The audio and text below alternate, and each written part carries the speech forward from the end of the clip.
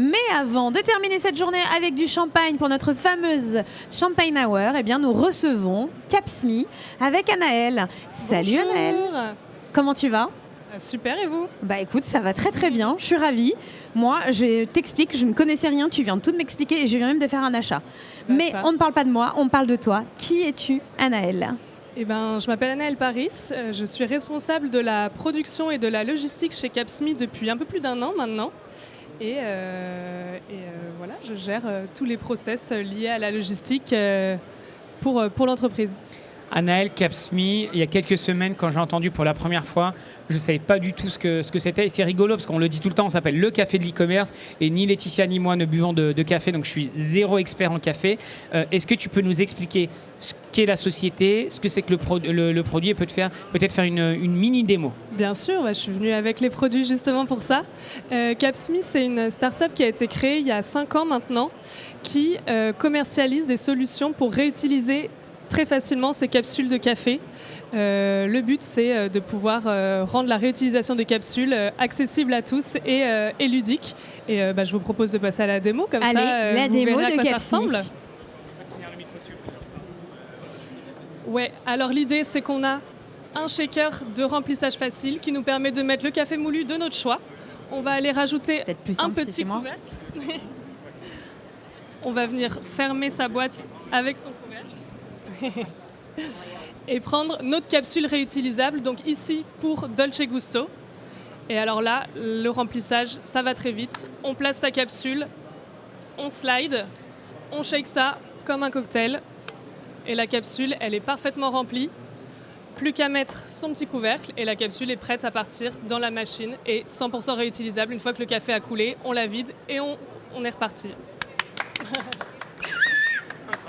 Alors, tu parles de machine, c'est complémentaire avec quelle machine? Alors aujourd'hui, on propose des capsules réutilisables pour Nespresso, Dolce Gusto et Senseo. C'est la petite nouveauté, ça vient de sortir. Alors, vous êtes disponible en ligne sur votre Exactement. site? Mais où également? Alors, on a pas mal de points de vente en France chez nos distributeurs partenaires, Nature et Découverte, Boulanger, Fnac Darty, mais aussi Carrefour, Intermarché. Et un petit dernier, tu me l'as annoncé tout à l'heure. Exactement, sur TikTok Shop depuis quelques semaines maintenant. Donc, Bravo, et j'ai fait l'achat devant Anaëlle en quoi, même pas 1 minute. C'est ça, assez impressionnant. C'était assez impressionnant. Et du coup, on découvrait le parcours d'achat sur TikTok Shop. Impressionnant en moins d'1 minute. Et j'ai été séduite par le produit, alors que je ne bois même pas de café. La puissance du produit. On va falloir recevoir la commande maintenant. Maintenant, on va voir. Moi, je vais la recevoir, je suis très confiante. Tu sais à qui t'adresser si ce n'est pas le cas. Anaëlle, si tu es ici, c'est pour nous parler d'un projet. Un projet avec un acteur qui est arrivé récemment en France et qui est en train de grandir très très vite, qu'on ne connaît pas très bien, parce que c'est une société polonaise qui s'appelle Base. Alors, explique-nous un petit peu comment est-ce que vous êtes entré en contact avec cette société, que fait Base et quel a été le périmètre de ce projet, justement? Oui, complètement. Alors, donc nous, on a entendu parler de Base pour la première fois dans le cadre d'un déménagement de logistique, parce qu'on changeait de prestataire logistique et il nous fallait un outil qui nous permet de récupérer nos commandes Shopify et de les envoyer ensuite chez notre prestataire pour qu'il puisse les préparer et les expédier pour nous. Et c'est là qu'on nous a présenté Base, du coup, qui est un outil qui permet de faire exactement ça, de agréger les commandes qu'on va pouvoir récupérer de plusieurs boutiques différentes et les envoyer du coup à notre prestat logistique pour que les clients puissent recevoir leurs produits chez eux. Donc une rencontre, semble-t-il, toute évidente. Exactement. C'était le pari gagnant pour Capsmi à ce moment-là. Alors attends, qu'on réexplique bien, tu n'avais pas de partenaire avant et là tu as eu ce partenaire-là ou tu changeais de partenaire? Alors on travaillait déjà avec un autre logisticien qui avait sa solution en propre pour se connecter à nos boutiques Shopify et récupérer les informations dont il avait besoin pour traiter les commandes.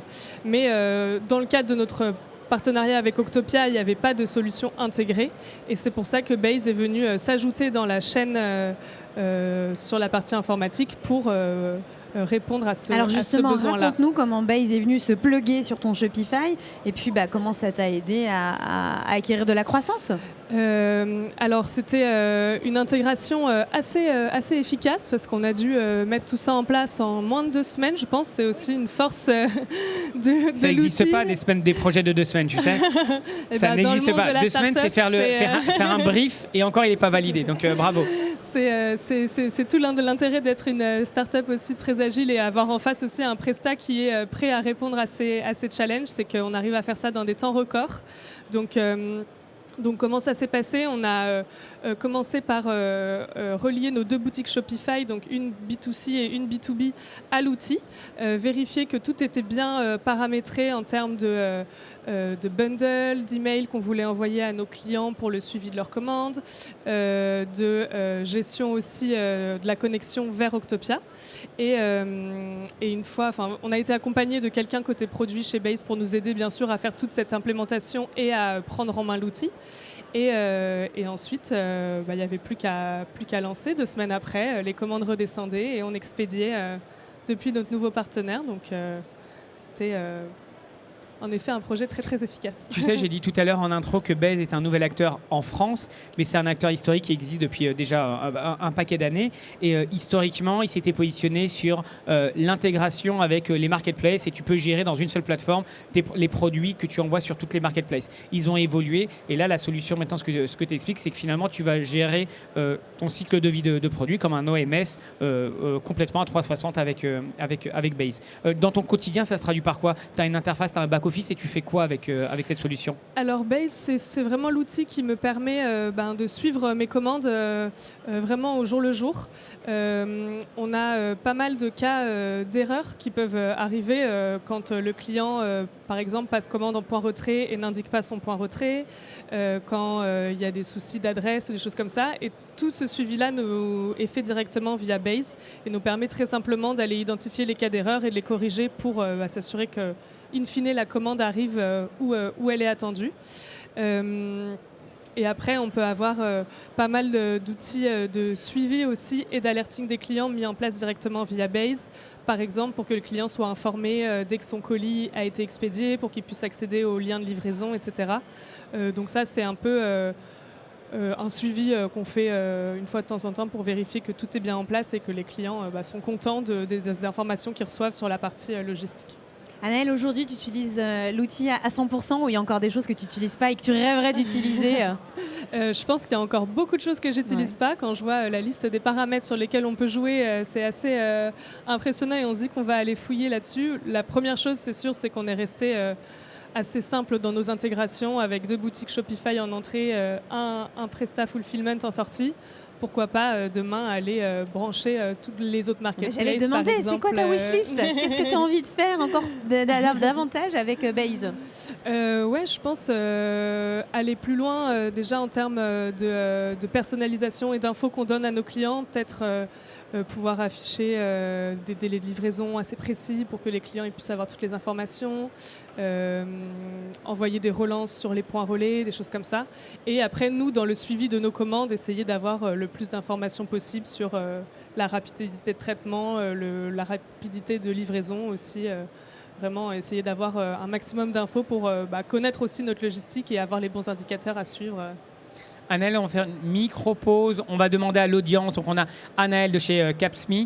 Est-ce qu'il y a des questions de l'audience? Est-ce que quelqu'un a une question pour Anaëlle? Sinon, Laetitia et moi, on a toujours plein de questions en stock. Pas de questions? Personne? Alors, moi, j'ai une question pour toi, Anaëlle.